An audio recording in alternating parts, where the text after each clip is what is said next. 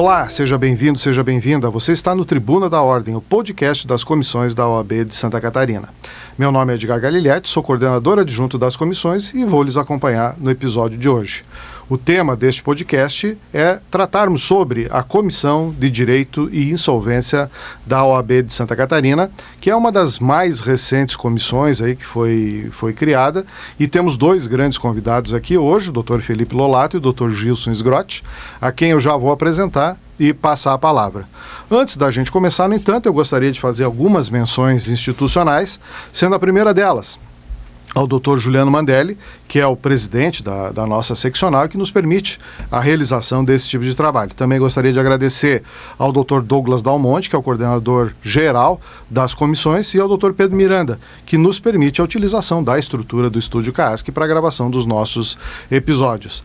Eu também sempre gosto de fazer uma menção a todos os membros da comissão, que está sendo representada nesse dia pelos nossos convidados, para que todos aqueles advogados e advogadas que participem da Comissão de Direito de Insolvência se sintam representados e participantes desse podcast.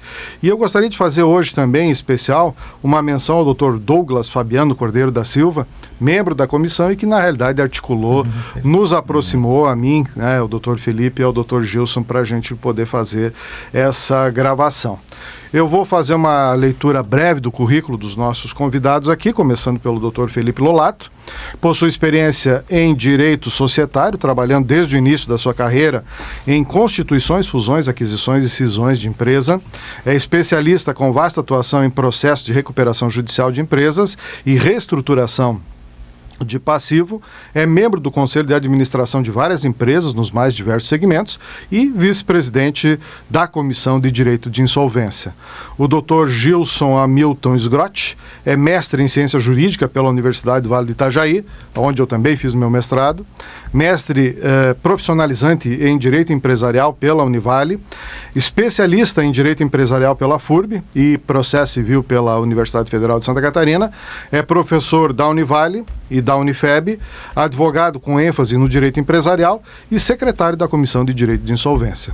Então, começando pelo Dr. Felipe, como é que vai? Tudo bem? Tudo bem, como vai, Dr. Edgar? Muito obrigado, prazer estar aqui. A satisfação é toda nossa. Dr. Gilson, como é que vai? Da mesma forma, é um prazer participar desse evento e assim divulgar essa nova comissão. Isso que é o objetivo central do nosso podcast hoje. A gente vai entrar em algumas questões mais aprofundadas aqui sobre direito de insolvência, mas o objetivo principal é a gente divulgar os trabalhos da comissão, o que está sendo feito lá.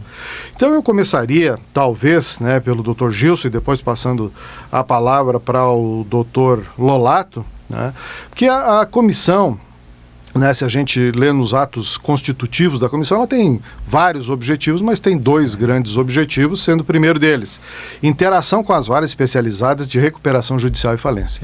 E eu perguntaria, doutor Gilson, como é que a comissão está se articulando para levar à consecução desse grande objetivo aqui? Perfeito. Um dos grandes a evolução, por assim dizer, nesse ramo da advocacia de falências e recuperação judiciais, ou seja, o direito de insolvência, vem a ser a especialização. Então, dessa forma, não poderia, a OAB, não poderiam os advogados também estar fora dessa especialização. A gente vê que realmente o judiciário já há muito tempo especializou varas, ou seja, ele verificou que o assunto realmente é muito específico, que requer realmente pessoas com conhecimento específico ou que busquem esse conhecimento, é óbvio, e criou então as varas especializadas. Então, da mesma forma, a gente vem pelo mesmo caminho. O Dr. Pedro, que estava sempre à frente das comissões, anos atrás, ele viu que havia essa necessidade de criar, então, também uma comissão especializada em direito de insolvência. Então, estando nós também especializados, fica mais fácil para chegar ao Poder Judiciário, às varas especializadas, e assim nos oferecermos para três situações ou três momentos com essas varas especializadas, que seria o acesso ao juiz, para saber do juiz né, aquilo que realmente precisa ser buscado, seja a nível nacional, leis, por exemplo, seja a nível estadual, junto ao Tribunal de Justiça, que sejam algumas necessidades, né, abertura de novas varas, uma lei específica, algo que venha contribuir de alguma forma, ou seja, a gente ser essa ponte, né, como é a OAB, como são os advogados, ser essa ponte com o Tribunal de Justiça ou, né, com até, repito, né, com legislações a nível nacional ou estadual. Outro ponto seria fazer com que as pessoas, ou seja, a assessoria, né, que está à disposição dos juízes, eles também sejam pessoas especializadas. Então é aí que entra, na verdade, os nossos cursos que vamos passar a oferecer, né? Então levar também não só para os advogados, mas principalmente aos advogados que também, né, devem buscar essa especialização, mas também junto aos assessores essa especialização, esse conhecimento contínuo. A gente sabe que ainda que tenha um constante conhecimento, constante estudo sobre a matéria, o dia a dia de eventos, né, trazendo, por exemplo, grandes doutrinadores, dá um plus, né, a mais para esse conhecimento, esse fortalecimento da direito de insolvência dentro do Poder Judiciário. Seria isso. Muito obrigado, doutor. E eu deixei de mencionar, né, o doutor Pedro Cascais Neto, que é o presidente da comissão e que anteriormente, na gestão passada, ele era o coordenador geral das comissões. Então, logo que ele entrou no grupo lá dos presidentes, né, todo mundo ficou feliz porque ele retornou ao sistema OAB, quer dizer, não tinha saído do sistema OAB porque é presidente da subseção de Blumenau, mas voltou para participar das comissões. Então, né, fica aqui uma grande saudação ao doutor Pedro Cascais Neto e o convite, né, para que ele venha aqui também numa próxima oportunidade falar sobre os trabalhos da comissão. E, doutor Lolato, né, um outro grande objetivo da comissão é o fomento ao estudo e à pesquisa da matéria de insolvência. O doutor Gilson já meio que falou um pouquinho sobre isso, né? Mas me parece que direito de insolvência está se especializando, talvez em face da legislação recente, enfim, que tem alterado a matéria, que pese o direito de insolvência não seja uma matéria nova, mas ele está ganhando áreas de especialização, saindo um pouquinho só do direito de empresa e criando aí o seu nicho específico. Como é que a comissão está se organizando, então, para levar esse objetivo aqui, para realizar esse objetivo? Fomento ao estudo e à pesquisa sobre matéria de insolvência. Olha, doutor Edgar, eu diria o seguinte... O direito de insolvência, obviamente, é um ramo aí do direito empresarial, mas já desde 2005, com o advento da lei de recuperação e falência, a matéria foi afunilando de uma forma que acabou, vamos dizer assim, culminando nessa necessidade da especialização das varas, e eu diria de tão específica que é a matéria e de tanto que a atuação passa a ser uma coisa, uma necessidade de especialização. Não se consegue dentro de uma vara civil, etc., você processar um processo de recuperação judicial sem que aquilo cause um tumulto, etc. Então, esse mercado que inicialmente era muito pequeno, tanto eu acho engraçado que nacionalmente todos os profissionais se conhecem, né, Dr. Gilson? Assim, é uma coisa até curiosa. Isso tem aumentado e, obviamente, existe a necessidade de que haja uma especialização, que o conhecimento se espalhe de uma maneira correta, eu diria assim. E essa iniciativa não tem como ser de outra instituição que não a própria Ordem dos Advogados, né? Então, eu acho que Santa Catarina é um polo importante nesse aspecto, produz profissionais não só na área jurídica, mas contábil, financeira, de gestão, profissionais importantes que atuam em processos relevantes no país inteiro. Então, a criação da comissão veio para suprir essa necessidade. Efetivamente, nós já estamos aí organizando um evento no amanhã, no próximo dia 25. Para quem não sabe, nós estamos gravando hoje, 24 de novembro. Exato. No próximo dia 25 faremos um evento já com nomes importantes, e a nossa ideia é criar um calendário, não só de eventos, mas eventos, publicações, de uma maneira geral, fomentar o estudo e disseminar o conhecimento sobre direito de insolvência para os advogados de Santa Catarina, enfim, para quem quiser, para os advogados, operadores do direito, assessores, próprios magistrados, enfim, Ministério Público, e tornar isso um pouco mais acessível, porque de fato a atuação acabava sendo assim, uma lei relativamente nova, está fazendo aí 20 anos, está amadurecendo, e acho que a gente chega num momento importante aí para efetivamente consolidar o que se foi estudado acerca do tema até hoje. Este evento que hoje nós estamos gravando dia 24 de novembro, e amanhã terá um evento 25 de novembro com 2 grandes nomes, né? Professor Fábio Lhó Coelho, que eu já tive a honra de gravar um podcast com ele, e o doutor Pedro Ivo Lins Moreira, também um juiz, que eu vou deixar para o doutor Lolato explicar um pouquinho mais sobre esse evento, em que pese esse podcast vai ser publicado depois, mas de qualquer forma fica aí a referência ao evento. E este evento será mediado pelo presidente da comissão, doutor Pedro Cascais. Né?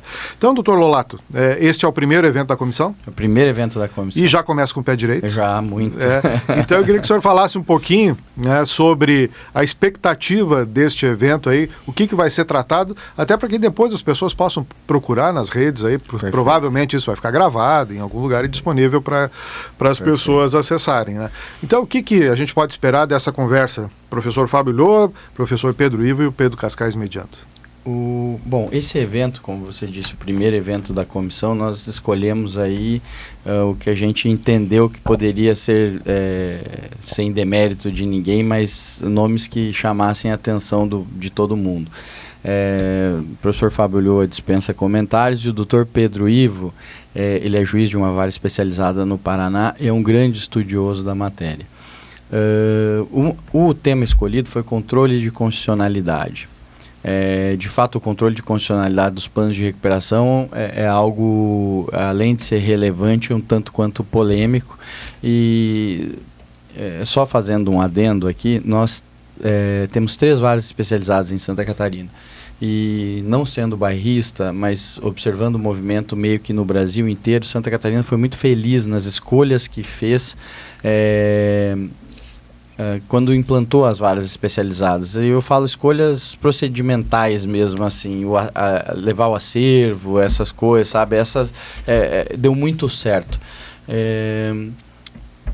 E temos 3 magistrados também brilhantes, etc. Só lhe interrompendo, aonde que estão essas varas? As varas, uma fica em Concórdia, e é uma vara que abarca um grande número de municípios, 52 ou 56, algo assim. A magistrada a doutora Aline Mendes de Godoy atende toda aquela região do meio oeste, Alto Vale, oeste, enfim, tem muito trabalho por lá. Depois temos uma vara aqui na capital, o Dr. Luiz Henrique Bonatelli, também atende capital, enfim, até Joinville, se não me engano. Também as varas abrangem uma extensão territorial assim relevante. E temos uma em Jaraguá do Sul, que é o Dr. Uziel, enfim, que também atende vários municípios, etc. São importantíssimas para a nossa prática de direito de insolvência. Então nós optamos, nessa ocasião, trazer um magistrado de fora, justamente porque o controle de constitucionalidade é uma coisa um pouco delicada, cada magistrado tem um posicionamento. Nós certamente colocaríamos um magistrado aqui de Santa Catarina, ele falaria alguma coisa que talvez...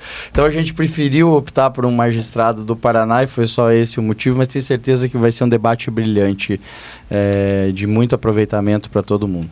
Eu tenho certeza disso. A simples menção dos nomes aqui já faz com que a expectativa sobre o resultado seja muito grande.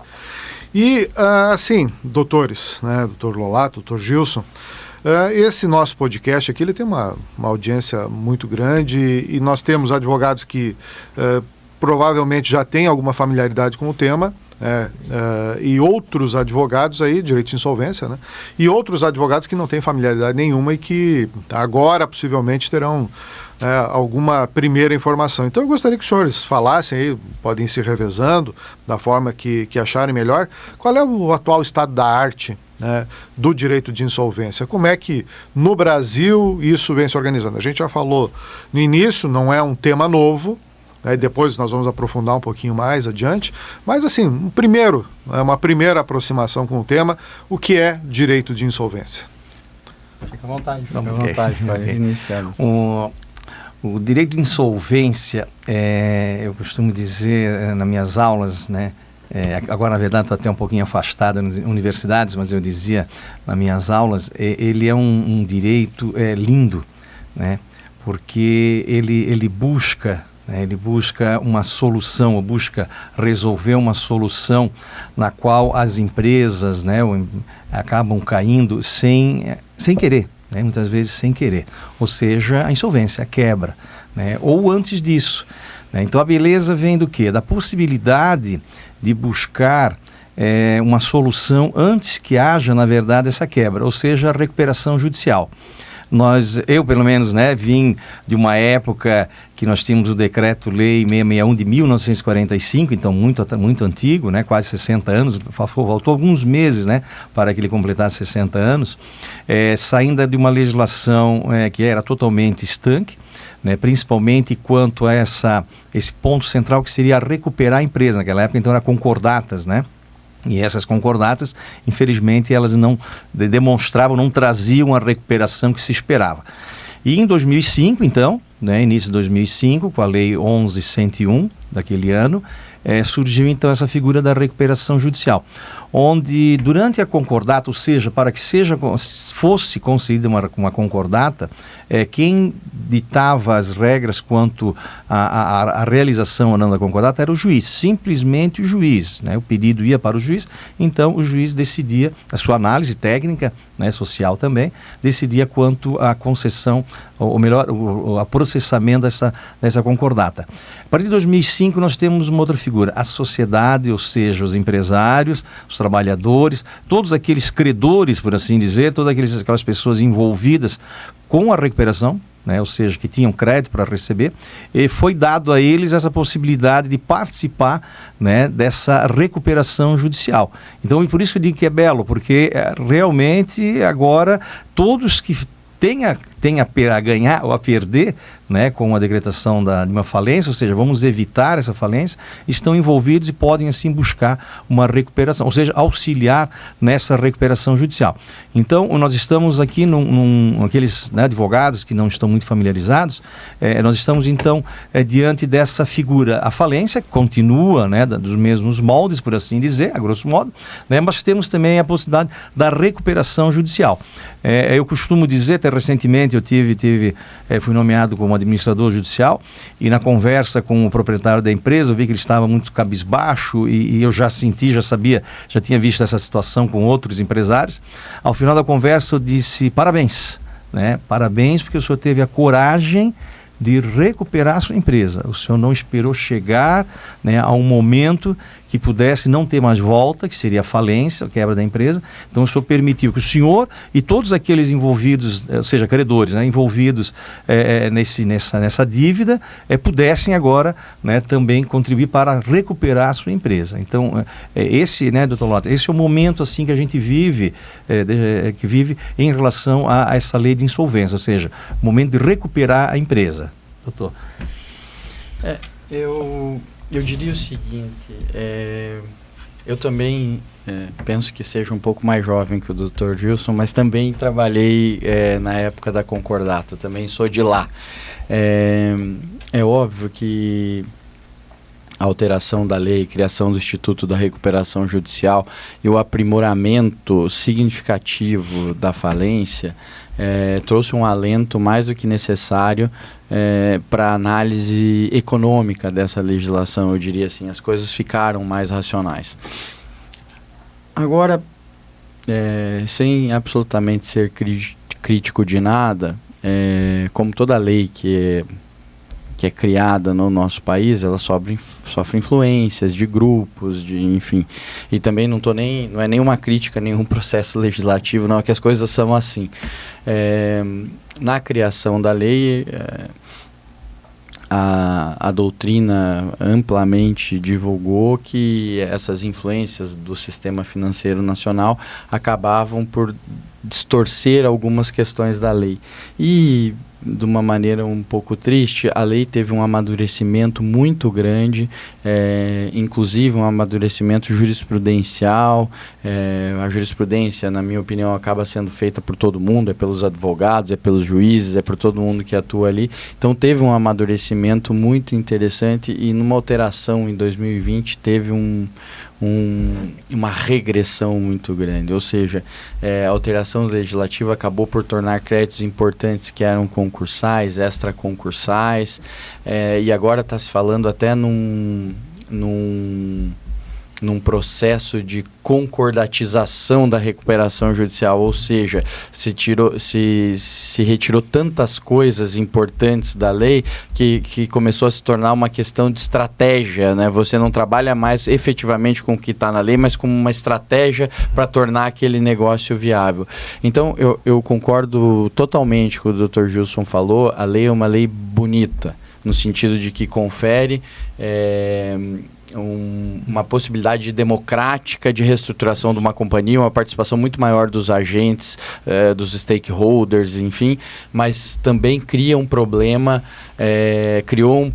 com essa interferência, vamos dizer assim, eu diria, não quero usar a palavra lobby, mas com essa força de alguns players do mercado. Então, isso hoje eu sinto que gera um problema. Acho que eu não sei como vai evoluir daqui para frente, não sei se a jurisprudência vai cuidar dessas questões, etc. Mas nós estamos num momento de inflexão.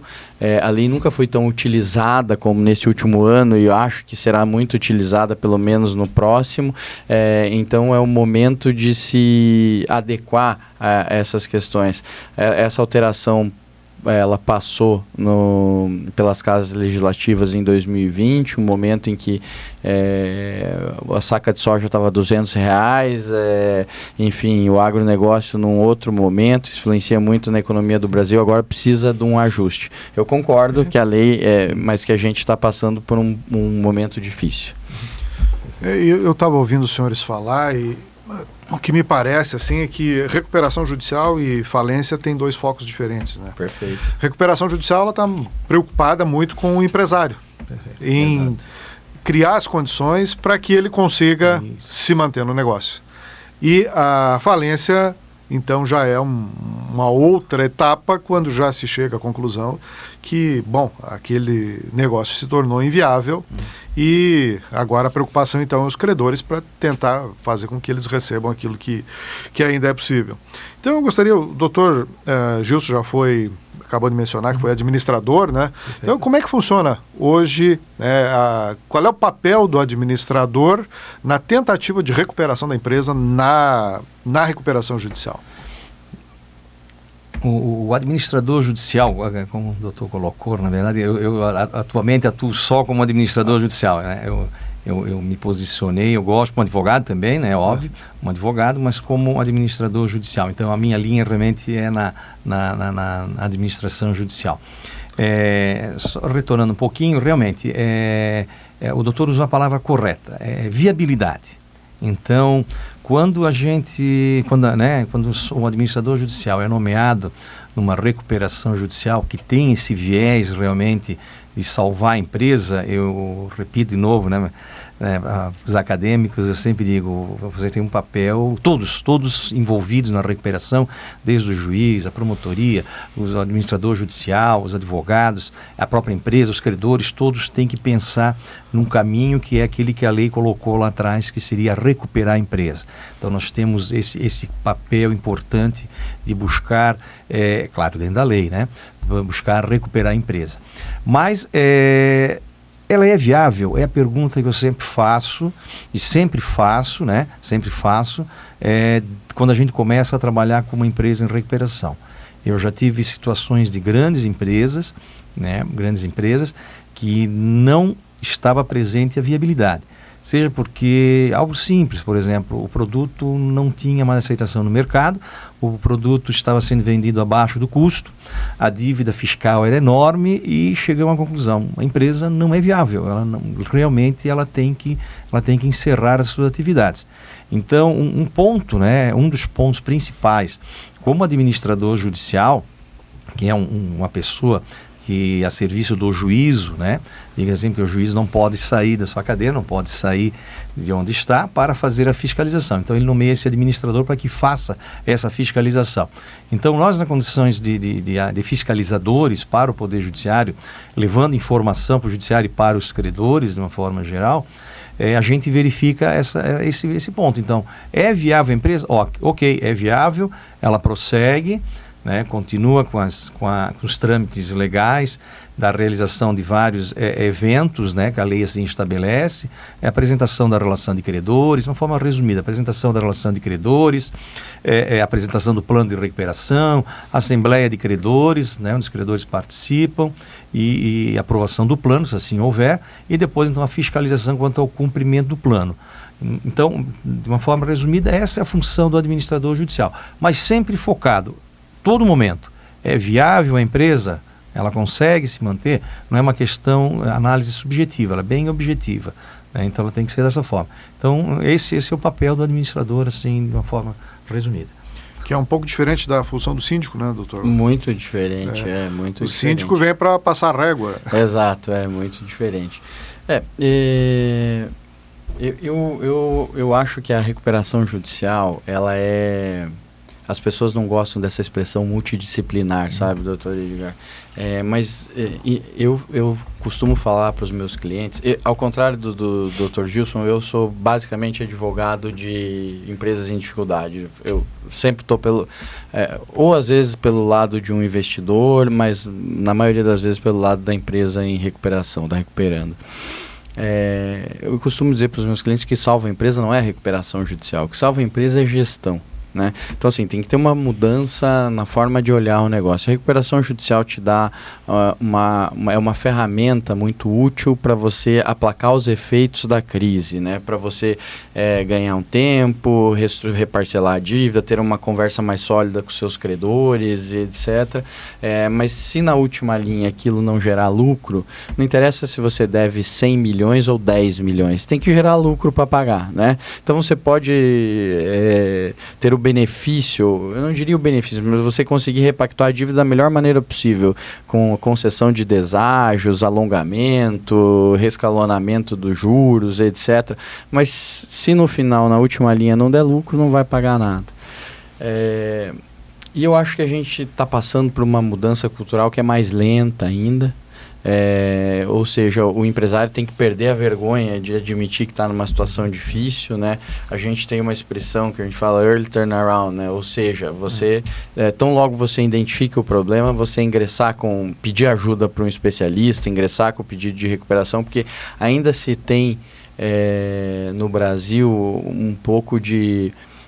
um ranço de que você deveria pedir recuperação quando você está no estado pré-falimentar. Você está no estado pré-falimentar, pode ser que não se tenha mais o que fazer, né? Tá na UTI, né? Então, assim, nós temos os países mais desenvolvidos, com uma legislação de insolvência mais sólida, tem muito mais pedidos de recuperação judicial que o Brasil. Muito embora, às vezes, sejam economicamente mais pujantes e na maioria das vezes, mais estáveis. Por quê? Porque é o menor sinal de perigo, o empresário já se protege. Não, eu vou abrir aqui meus livros para todo mundo, eu vou dizer que eu estou com um problema e eu vou ver qual a melhor maneira de resolver. Aqui o empresário tem e essa é uma questão cultural, tem uma certa vergonha de admitir e tal, e vai carregando aquilo, quando chama o especialista já está numa situação muito difícil e talvez prejudique a viabilidade, essa que o Dr. Gilson acabou de comentar aqui conosco. Eu acho que uma realidade que a gente não pode negar é que boa parte das empresas, não sei se posso falar a maioria, mas grande parte das empresas não passam nem pela recuperação e não passam nem pelo processo de falência. Talvez mais de 80% chegue vamos dizer assim, na interrupção ilegal, talvez, das atividades, né? Enfim, no abandono, ou cheguem na falência sem passar pela recuperação judicial. Talvez muito menos de 10% ou 15% das empresas efetivamente busquem a solução legal para a crise. A maioria delas... Isso é muito triste. Né? Eu não sei se no Brasil a gente tem estudos aprofundados sobre isso, mas até um pouquinho antes da gente começar a nossa gravação, a gente falava sobre alguns estudos do Banco Mundial. Existia uma revista chamada Doing Business, hoje ela mudou de nome, é Be Ready, mas que fazia essas análises para dar uma luz para os investidores e saber em qual país é melhor investir sob determinados critérios que eram eleitos. E um dos critérios, eu me lembro que eu comentei aqui que eu lia bastante essa revista, e um dos critérios assim, que me chamava a atenção sempre era o índice de abertura de empresa e índice de fechamento de empresa. Então, não sei se no Brasil a gente tem essa preocupação de haver assim, uma análise pré-abertura de empresa. O cidadão quer apenas criar um CNPJ, mas não tem a mínima condição, né? Ou se a política nacional é realmente de incentivar a criação dos CNPJs sem se fazer essa análise pré. Porque muitos negócios às vezes estão abrindo, mas já estão fadados ao fracasso, né? Então, eu não sei qual é a opinião dos nossos convidados e da comissão a esse respeito. Posso começar? Claro, depois eu acho o seguinte, o Brasil é um ambiente hostil para se empreender. Isso eu acho evidente. É hostil pela carga tributária, pelo ambiente regulatório, pelas dificuldades, enfim. E nos últimos anos, eu não sei se isso tem a ver com uma questão governamental, me parece que não, houve uma romantização do que seja o empreendedorismo, sabe? Eu acho importante que se incentive o empreendedorismo, mas acho que a romantização disso leva a resultados perigosos, né? Não é exatamente... Eu me lembro que uma época eu cheguei a estudar o que era uma startup, porque me parecia que era algo muito diferente de uma empresa normal. Não, é um CNPJ que a pessoa acha que tem um conteúdo de inovação e daí, enfim. Então, me parece que essa romantização do empreendedorismo encorajou pessoas um pouco incapacitadas para desempenhar aquela função, também incentivou a concessão de crédito de uma maneira um pouco irresponsável, etc. E esse tipo de coisa acabou nos levando a resultados um pouco desastrosos. A falência em si, doutor Edgar, também é uma forma de reestruturação, entendeu? Eu, como advogado de empresas em crise, óbvio que eu luto a minha vida inteira contra a falência.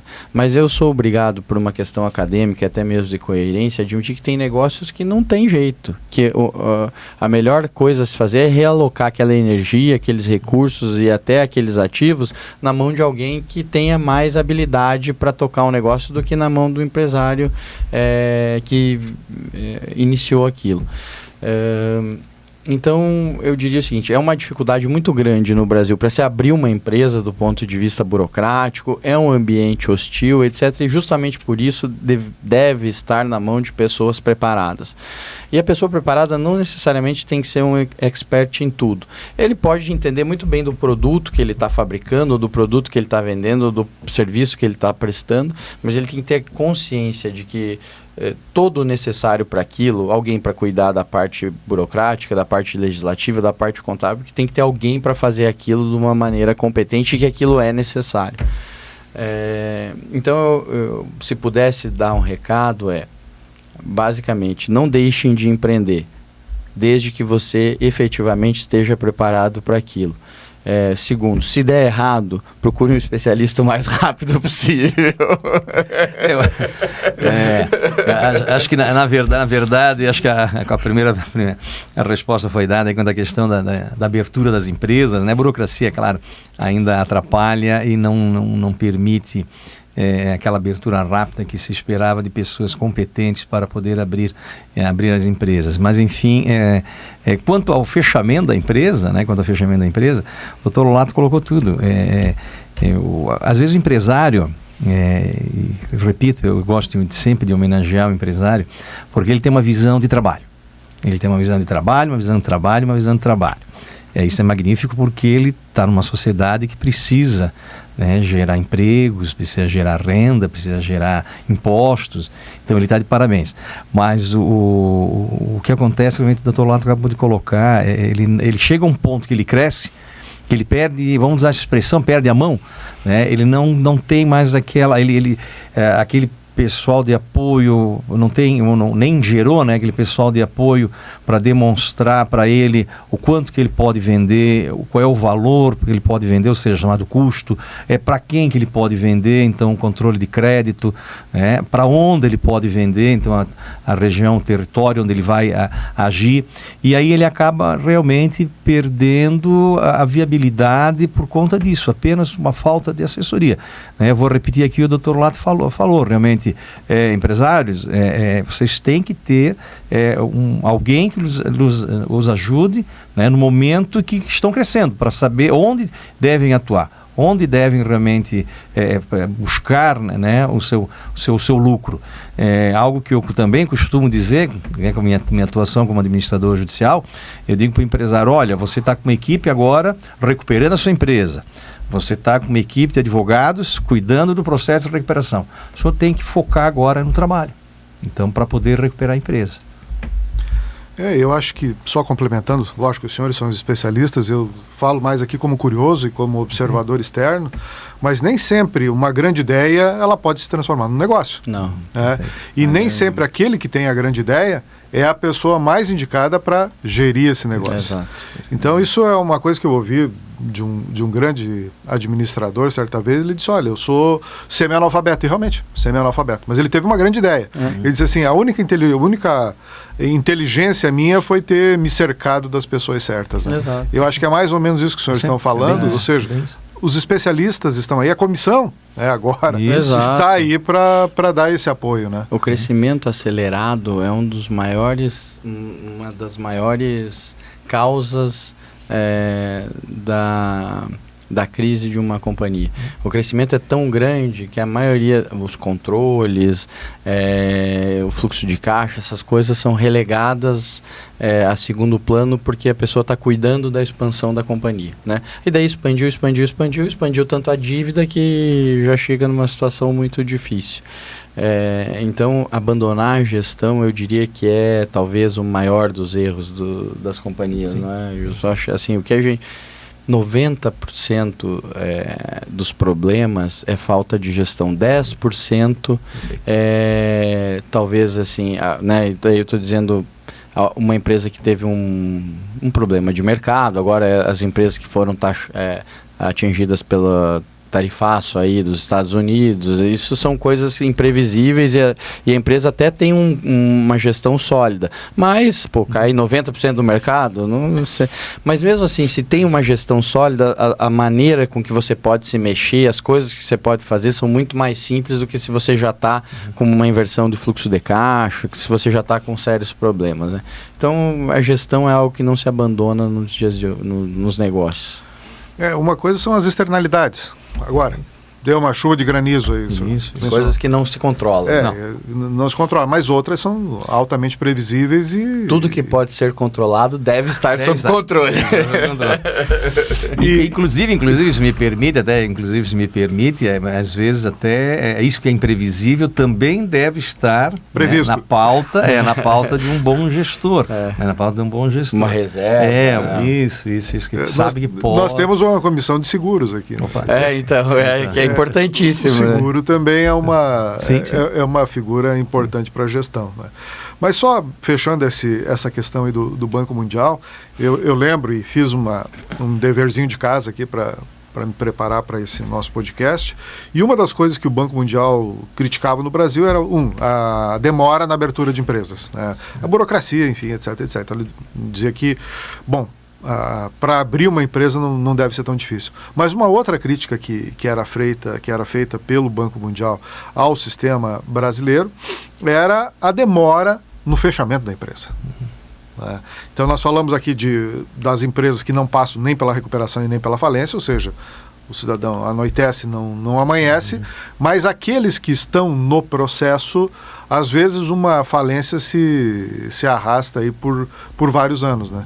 E o que acaba acontecendo com isso? Vai arrastando mais empresas que às vezes eram... Depende de receber o crédito. Que dependia daquele crédito, né, para receber. Ela colocava empresas pequenas que tem essa que faliu, enfim, como seu único comprador, né? Então, e aí, né, como é que os senhores veem, assim, dentro do processo, doutor Gilson, doutor Lolato, quanto tempo, em média, demora uma recuperação e quanto tempo hoje está demorando a finalização de uma falência, enfim, para saber chegar ao seu ponto final, né? Eu tento, se me permite... Fica à vontade. Isso. Eu tento sempre, né? Sempre quando sou nomeado para uma administrador judicial numa falência, eu tento o mais rápido possível levantar o ativo, né? Ou seja, todos os bens que assim vão ser buscados para a satisfação dos credores, né?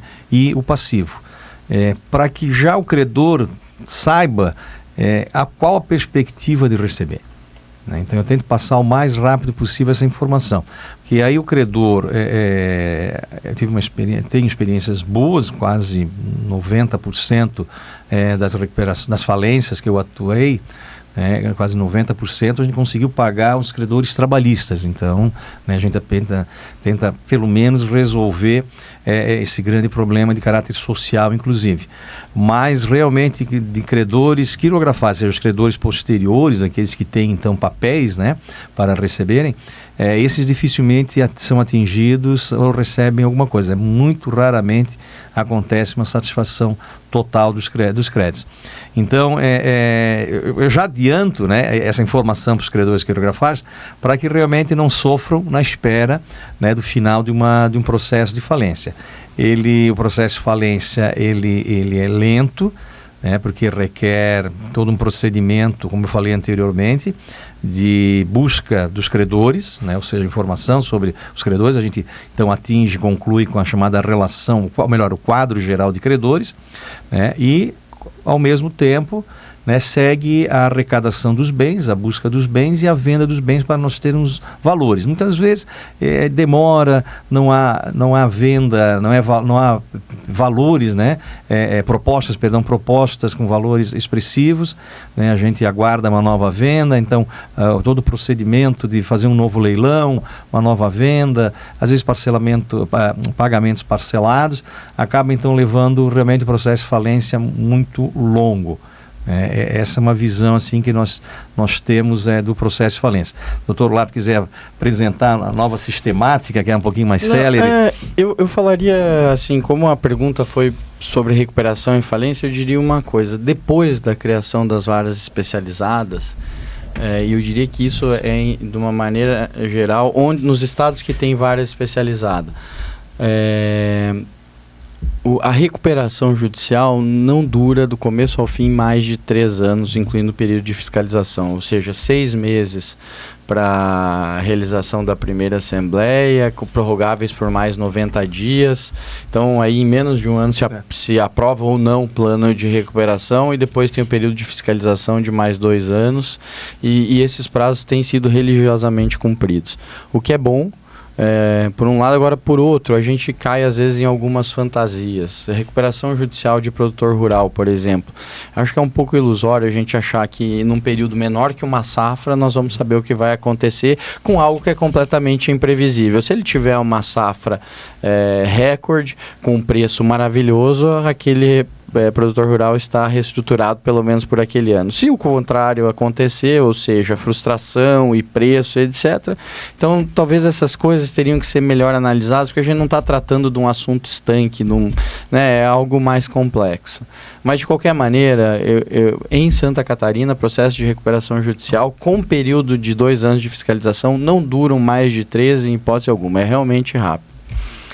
Com relação à falência, e óbvio, considerando tudo isso que o Dr. Gilson falou, me parece que a evolução na legislação foi muito positiva nesse aspecto.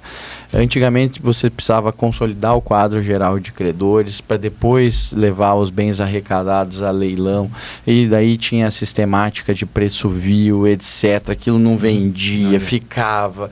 Hoje em dia há um prazo máximo de 180 dias para você levar os bens arrecadados a leilão, é isso, né? É isso. 180 dias, 6 meses, ou seja, um prazo curto. Não tem preço vil, o STJ agora mesmo disse, enfim, se o valor de avaliação for 10 milhões, for vendido por 500 mil, acabou, foi vendido, é isso. E existe também um amadurecimento do mercado, que eu acho importante dizer, que às vezes são coisas que passam meio fora do nosso radar. Existem hoje dezenas de fundos especializados em créditos estressados que costumam trabalhar nesse mercado, compram créditos, compram ativos, e bem ou mal acabam acelerando muito a liquidação de uma maneira geral e o aceleramento do recebimento dos créditos. Agora, continua sendo algo problemático, sim. Um pouco ruidoso, etc. E também assim, a alteração da lei foi em 2020 que implantou grande parte dessas medidas mais importantes. Então, eu tenho a impressão que ainda está tendo um amadurecimento, mas vai caminhar para uma melhora dessas práticas no que diz respeito à falência. Isso reforçando, realmente, eu dei essa visão, porque era um processo realmente muito lento. O que resolveu, né, doutor Lato, o que resolveu foi, em grande parte, a alteração legislativa de 2020, muito. Mas principalmente, realmente, o surgimento de varas especializadas, com juízes especializados, assessoria especializada, que sabe da importância que tanto um processo de recuperação quanto um processo de falência tem que ser célere, tem que ser rápido, tem que dar resposta rápida para a sociedade. Então, isso ajudou muito assim nessa celeridade. Hoje, como o doutor Lato colocou, as recuperações judiciais são rápidas, 3 anos. As falências, eu estou vendo falências que eu tinha da década de 90, 2000, serem encerradas rapidamente porque faltava essa agilidade. Então, nós estamos num cenário um pouco mais célere, assim. E para fechar esse ponto, assim, em termos de resultados, né? Eu busquei lá nas minhas pesquisas e eu encontrei assim um índice, né? Que no Japão, isso um índice de 2005, veja, 20 anos atrás. No Japão, o índice de recuperação era de 92 centavos por dólar. E na mesma época, em 2005, o Brasil não recuperava nada. Não recuperava nada, zero. Hoje, não vamos nem falar do Japão, vamos falar do Brasil, né? Nós temos assim, estudos para saber, em termos de centavo por dólar ou centavo por real, né, qual é o percentual de recuperação, não de recuperação, mas de liquidação, né? De liquidação, que os credores acabam recebendo em relação às suas dívidas. Eu diria que é muito maior do que antes de 2005. Eu diria que é muito maior. Eu não sei dizer exatamente, mas a questão que a gente tem que observar é que nesses estudos está aí também a recuperação do crédito tributário junto, né? E nós tínhamos uma distorção muito grande, ou temos até hoje, que o crédito tributário fica fora da recuperação judicial. Agora sim, na falência ele fica dentro. Se recupera mais na falência do que na recuperação judicial. Então, teoricamente, se ele ficasse dentro na recuperação judicial, nós recuperaríamos muito mais. Depois de 2020 também, para não dizer que a alteração de 2020 só criou coisa ruim, não é isso, mas teve a questão da transação tributária, que coloca o fisco federal em termos mais ou menos, não é que a lei fala isso, mas a lei possibilita que você faça uma transação tributária que tem uma série de benefícios. Retirada de multa e juro, pagamento de principal com prejuízo fiscal, etc. Enfim, e isso acabou colocando, por exemplo, você aprova um plano com 60% de deságio, você consegue colocar o crédito tributário mais ou menos nesses parâmetros, parcelado em 120 meses. Isso aumentou substancialmente a recuperação do crédito tributário nas empresas em recuperação judicial. Então, eu acredito que esse índice tem aumentado muito. Até fica aqui a dica para o Fisco Estadual, que criou uma legislação agora de parcelamento aqui em Santa Catarina, mas que não é exatamente uma legislação que contempla a necessidade das empresas em reestruturação. Ou seja, não estou falando assim, até para melhorar a arrecadação do Fisco Estadual, que proceda dessa forma. Então, eu não teria aqui as estatísticas exatas. Eu posso te afirmar com certeza o seguinte, doutor Edgar, de 2005, da criação da lei para cá, mudou positivamente, porque na maioria das vezes, nem que seja um percentual mais reduzido, mas todos os credores recebem alguma coisa, trabalhista recebe grande parte do crédito, credores com garantia real uma parte substancial, e credores quirografaram, óbvio que menos, por conta da natureza do próprio crédito, mas recebem. O crédito tributário, houve um aumento significativo na recuperação desses créditos, então eu acho que estamos num patamar melhor. Se essas questões que a gente falou até agora, a consciência de buscar ajuda mais cedo, talvez uma flexibilização nessa questão do stay period, etc. Assim, enfim, com o amadurecimento do mercado, nós chegaremos a índices melhores, não tenho dúvida disso. Tá certo, estamos nos aproximando aí do final do nosso episódio, e eu gostaria então de fechar essa nossa série aqui falando do futuro da comissão. A comissão, ela é nova, enfim, talvez uma das últimas que tenha sido criadas, e para o futuro, para 2026, o que os senhores que são da diretoria da comissão esperam que aconteça em relação aí ao destino da comissão? Fique à vontade. Certo. O que buscamos, eu acho que desde da criação, repito, através do Dr. Pedro, realmente tornar mais uma especialização maior dessa área de insolvência, ou seja, direito falimentar, direito recuperacional, permitindo que com essa especialização a gente possa levar também para o Poder Judiciário, como nós falamos, para todos aqueles operadores de direitos, os advogados em especial, o que é o direito de insolvência, o que é uma recuperação judicial, o que é uma falência. Não é mais possível haver aventuras dentro dessa área de falência, dentro dessa área de recuperação judicial. Deve haver sim especialização. Então a gente quer ser essa mão amiga, para levar esse conhecimento. O Dr. Lolato já colocou anteriormente, que nós pretendemos para o ano que vem fazer alguns eventos, principalmente mensais, com divulgação de palestras sobre os assuntos, alguns assuntos polêmicos, alguns assuntos realmente para que todos tenham conhecimento, fora às vezes do dia a dia, daquele dia a dia da recuperação, da advocacia, da recuperação judicial e da falência. Mas o que o doutor colocou anteriormente, o que a gente pretende é que essa nossa fala, essa nossa comissão, ela chegue também para o empresariado, para que ele saiba da existência dessa recuperação judicial, o que é a recuperação judicial, e chegue antes, para os advogados, para a sua assessoria, do que pode ser o final, ou seja a falência. Então, a comissão ela quer tornar o mais amplo possível esse conhecimento sobre falência e recuperação judicial. Objetivamente, me parece que o aprimoramento das práticas do direito de insolvência, uma comunicação mais aberta e técnica com as varas regionais, com as varas especializadas. A ideia é fazer eventos online de periodicidade mensal, fazer um grande evento para realmente ficar na história do Estado e talvez do país, presencial, um evento maior de 2 ou 3 dias aqui em Santa Catarina, até porque Santa Catarina hoje é um polo importante de conhecimento nessa área de insolvência. E também a publicação de um livro, estamos trabalhando nisso. O Dr. Pedro, o Dr. Douglas, que intermediou aqui a nossa vinda ao podcast, realmente tem uma disposição fora do comum para esse tipo de coisa.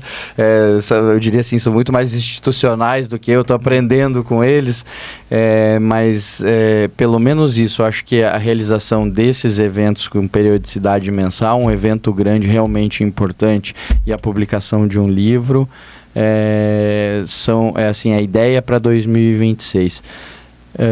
Queria, se me permite, fazer o convite para todos os advogados da OAB aqui de Santa Catarina, enfim, que quiserem fazer parte da comissão de insolvência. Estamos lá de portas abertas.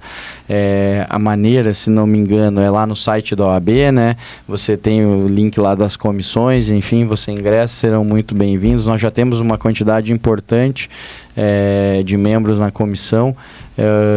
Vi, né, a maioria dos rostos lá conhecidos, mas gente muito boa, muito séria, que trabalha muito na área, enfim, estamos lá de braços abertos para receber todo mundo que quiser se unir a nós no estudo da insolvência em Santa Catarina.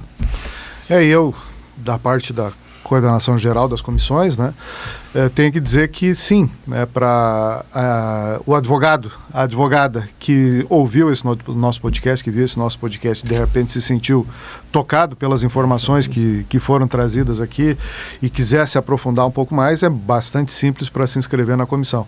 Basta ir lá no Google mesmo, digitar OAB, espaço SC, espaço comissões e buscar na lista das 100 e tantas comissões que nós temos lá, a comissão de direito de insolvência, e acessando a comissão já vai ter o linkzinho ali para fazer a inscrição.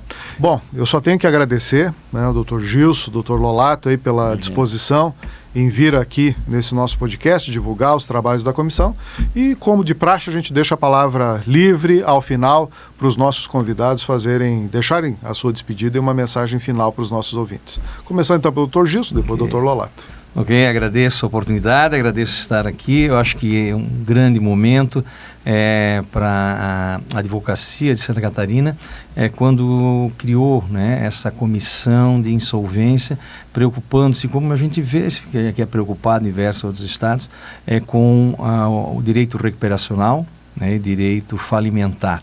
Então, trazendo novos conhecimentos, seja para os advogados catarinenses, né, para os juízes, para a assessoria, enfim, para todos aqueles que têm interesse em ter maior conhecimento a respeito do direito de insolvência. Agradeço então a possibilidade e convido a todos que tenham interesse a participar então dessa nossa comissão e engrandecer ainda mais essa comissão.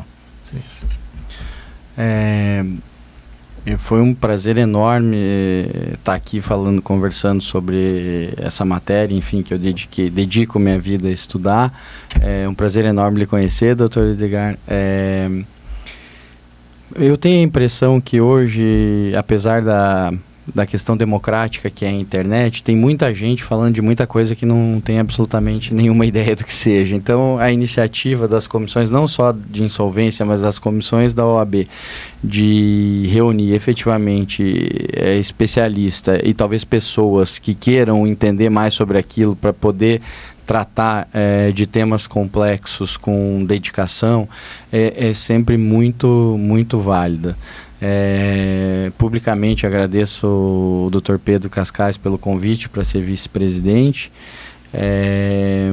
e agradecendo ao Gilson aqui pela parceria, né? É sempre uma honra falar de alguém que tanto contribuiu para esse mercado. Deixo o convite para que todos que têm interesse na matéria façam parte da comissão e venham nos ajudar a desenvolver ainda mais o tema aqui em Santa Catarina. Muito obrigado.